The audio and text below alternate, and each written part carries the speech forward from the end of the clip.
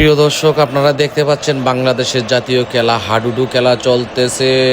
সিদাতা মন্নান মিয়ার পেন খুলে ফেলছে। দর্শক, আমি কোনো কিছু দেখি নাই, যদি আপনারা দেখে থাকেন অবশ্যই কমেন্ট করে জানাবেন। কি লজ্জাজনক বিষয়, একজন প্লেয়ার তার প্যান্টটা ধরে খুলে ফেললো। আহারে, হাডুডুর মান সম্মান শেষ। আলামিন পরের সিতে আলামিন গেল, আলামিন সি দিয়ে আবার চলে আসলো, আবার গেল মন্নান চলে আসলো। আপনারা দেখতে পাচ্ছেন সুজন সি দিয়ে আবার চলে আসলো। পাবেল ডাক্তার অত্যন্ত সাহসিকতার সাথে সি দিয়ে চলে আসলো। প্রিয় দর্শক, আপনারা দেখতে পাচ্ছেন আবারও গেল মন্নানকে আবারও ধরার জন্য অনেক চেষ্টা করেছিল, কিন্তু ধরতে পারে নাই। তো ফিলিয়ার মেরে চলে গেল। আবারও দেখতে পাচ্ছেন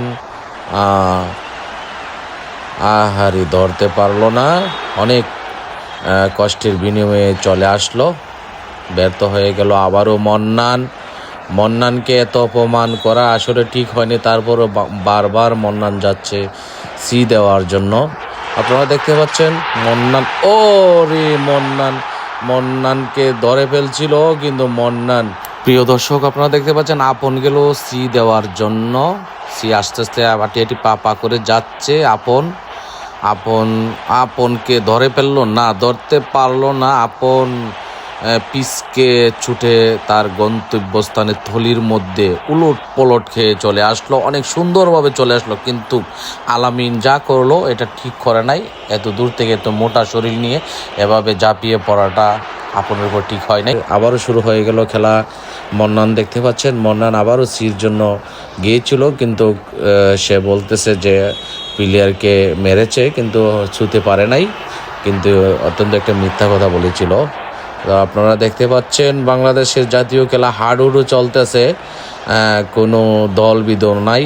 এটা মন্নানকে আবারও ধরে ফেললো। দর্শক, আপনারা দেখতে পাচ্ছেন মন্নান বারবার সির মধ্যে যাওয়ার সত্ত্বেও মন্নানকে একবার অপমান করে ফেললো পেন খুলে, এখন আবার একেবারে ধরে আটকে ফেললো।